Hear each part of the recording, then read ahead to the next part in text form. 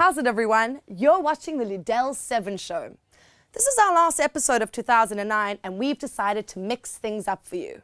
We've got for you today a rocket scientist, a crazy sex therapist, and, well, a simple banker. I mean, he's not exactly a banker. He's in fact Time's Man of the Year. Intriguing enough for you? Come on, let's get to it. With the end of 2009 quickly approaching, we thought you'd like to hear about Time magazine's Person of the Year. Bernanke, the chairman of the US Federal Reserve, has just become the third Jew to receive this high honor. While 2009 was chock full of prominent and explosive characters, the mild-mannered Bernanke took front page. At the end of the day, I guess it's all just about money. His policies helped stabilize the American economy and stave off a depression. Psh, you're still surprised to find Bernanke's face on this week's cover of Time? Well, take a look, because here's how he was chosen. Federal Reserve Chairman Ben Bernanke is named Time magazine's Person of the Year for 2009. Time says it credited the 56-year-old Bernanke with creative leadership that helped set the U.S. economy on a path to recovery after the near meltdown in global markets. Ramesh Ratnasar is Time's deputy managing editor. We chose Ben Bernanke this year because we believe that the economy and the story of the economy is the story of the year. Have you ever considered tweeting a bar mitzvah or sharing insights on this week's parsha through Facebook? Until recently, Jewish organizations have been hesitant to take advantage of the internet's social media. But the times, they are changing. Rabbis are able to be friends with Hebrew school alumni on Facebook. And even those who didn't attend services can follow their synagogue's Twitter feed. It's the virtual evolution of the people of the book. You can read all about it in the JT article out of San Francisco by Sue Fishkoff. Quentin Tarantino's latest film, Inglourious Bastards, reimagines World War II with a posse of very effective Jews. Eli Roth, who also wrote the movie, plays the Bear Jew, the most effective of them all, a character who swings his bat at the heads of Nazis and ultimately kills Hitler. But Eli doesn't only connect with his Jewish identity through writing and acting. Here he is on TMZ playing the Howard Stern-invented game, Jew or Not a Jew. How would you fare in this game? Take a look. Miley Cyrus. Not a Jew. Correct. Jew or not a Jew? I don't know who this is. Christopher Waltz. Ironic that you got this one. Wait a minute, who is that? Show a picture of Bring this up dude. the picture. Who is he? From a certain movie. From a movie that might be out on DVD on Tuesday the 15th, Inglourious Bastards. Christoph Waltz, although his son is studying to be a rabbi and almost converted, is not a Jew. And he did spend Yom Kippur at my house. He is not a Jew. But he knows more about Judaism than anyone I know. The Middle East just got a little hotter. Sex therapist Elaine Slavin is currently visiting from her native England. She's going to shed some light on how sex and pop culture coincide and a whole lot more. We welcome her now live in our studio. Welcome, Elaine. Thank you for joining us. We're living currently in a very online, constantly connected world, obviously with the internet, cell phones, text messages, Facebook. How is this constant connection and the need for instant gratification affecting our relationships? Well, I think it affects relationships hugely. It takes away a lot of intimacy that people like. People crave intimacy. They'd like to be more cared about, more loved with one another. And also with sex, sex is about people expect to have sex now. They meet a person, they want to have intercourse, they want to have sex. And so sex becomes very truncated. It's all about penetration rather than actually about loving and caring and enjoying one another's bodies and taking time with it. Guilty.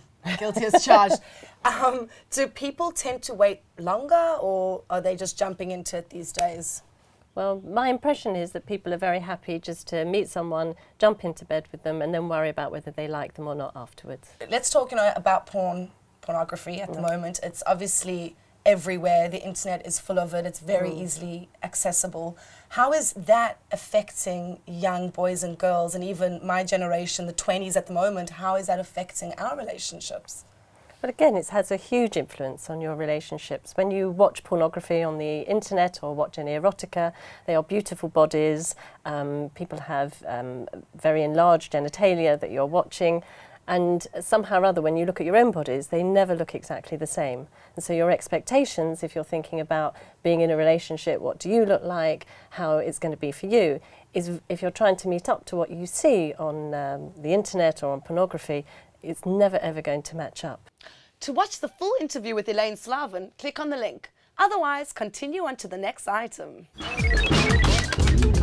Micha isn't just about capturing history. He is history. The 85-year-old Israeli photojournalist was there with his camera during the Six-Day and Yom Kippur Wars. And he's still going strong. So how do you shoot a picture worthy of history? Our own Deborah Sorch sat down with the man behind the lens to try and find out. It took me some time until I realized that this is really a passion and you have to be committed.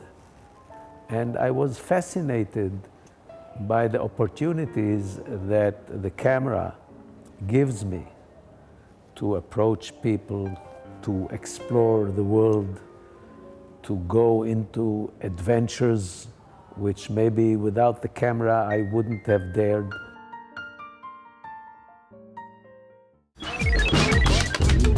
Harder than shooting down a speeding rocket is changing people's minds and beliefs, especially when it comes to politicians.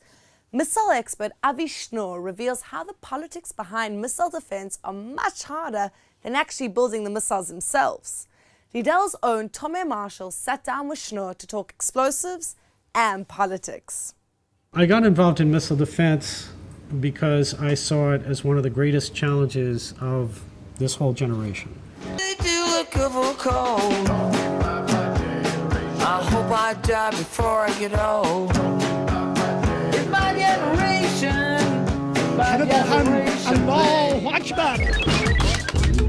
Bagels and lox, gefilte fish, knedelach and fish and chips. Surprised about that last one? Well, the BBC has just come out with a report suggesting that the UK's classic dish may have Jewish origins. During the 17th century, Jews escaping from Spain and Portugal introduced fried fish to England. Turns out Judaism has one more fattening tradition than you thought. Take a look at this video and how to make the perfect fish and chips entree.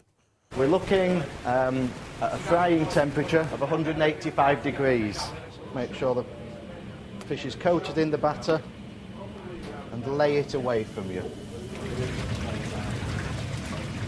So we've got a bucket with about 10 pounds raw weight of chips. That's it for this year. We're taking you out of 2009 with Matisyahu's recent spot on Letterman. He performed on the 7th night of Hanukkah with disco, dreidels and all. Have a listen to One Day. It's a simple message. It's pure and awesome. So have a great New Year, guys. See you next year. Ciao. So when